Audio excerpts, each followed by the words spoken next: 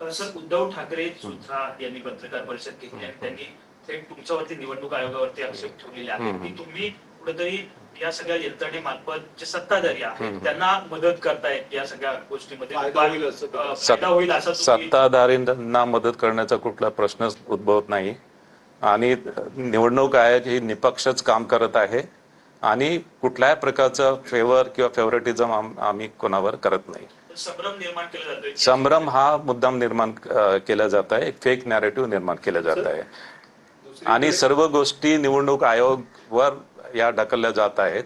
Actually मतदार यादीमध्ये मतदारांना त्यांचा क्रमांक हा त्यांची सुद्धा जबाबदारी आहे, मतदारांची सुद्धा जबाबदारी आहे. त्यांची इतक्या दिवस त्यांनी आपले नाव हे कुठेतरी मताधिकार ॲपमध्ये शोधायला पाहिजे होते. आमचा ॲप होता, आमचं निवडणुकी आयोगाचं पोर्टल आहे त्याच्यावर शोधा आणि याशिवाय 85% अधिक मतदारांना वोटर स्लिप पुरवण्यात आलेली आहे आणि या वोटर स्लिपमध्ये त्यांचं मतदान केंद्र सुद्धा दाखवलेलं आहे आणि त्याच्यामुळे मतदारांची पण जबाबदारी आहे की त्यांनी त्यांचं नाव वेळेवर शोधून योग्य त्या पोलिंग स्टेशनवर त्यांनी जायला पाहिजे.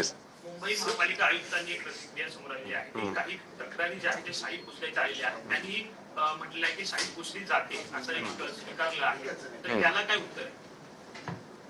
नाही, काय आपण काय म्हटलं मी त्याचं उत्तर दिलंच आहे ऑलरेडी. शाहीबद्दल उत्तर दिलेलंच आहे की शाही आम्ही इंडेलिबल इंक आहे, ही भारत निवडणूक आयोग जी इंडेलिबल इंक वापरते तीच इंक आम्ही वापरतो आहे आणि मार्कर पेन सुद्धा आम्ही त्याच कंपनीचा 2011 पासून ज्या कंपनीचा मार्कर पेन वापरत होतो त्याच कंपनीचा मार्कर पेन वापरत आहे.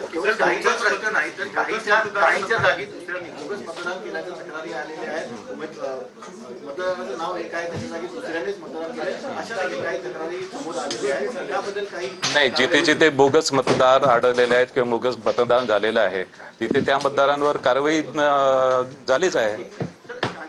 भाजपचे प्रदेशाध्यक्ष रणधर चव्हाण यांनी मतदान करताना त्यांच्या छातीवर कमळाचं चिन्ह होतं अशा प्रकारचे व्हिडिओ समोर आलेले आहेत. खासदार संजय राऊत यांनी ट्विट देखील केलेलं. त्या संदर्भात काही नाही, त्याच्या संदर्भात आम्ही चौकशी करून कारवाई करू.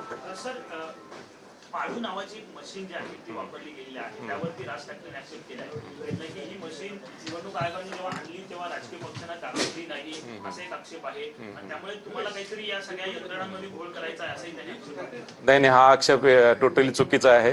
पाडू हे यंत्र 2004 पासून आहे, काही नवीन यंत्र आम्ही आणलेलं नाही आहे आणि ज्यावेळेस व्हीव्हीपॅट नव्हतं त्यावेळेस ऍक्च्युली पाडूद्वारे जर कंट्रोल युनिटमधून रिझल्ट वेळेवर डिस्प्ले जर झाला नाही तर पाडू वापरण्याची तरतूद आहे. मी ऑब्झर्व्हर अनेक ठिकाणी होतो आणि मी ऑब्झर्व्हर असताना त्या मतदारसंघामध्ये पाडूचा वापर झालेला आहे.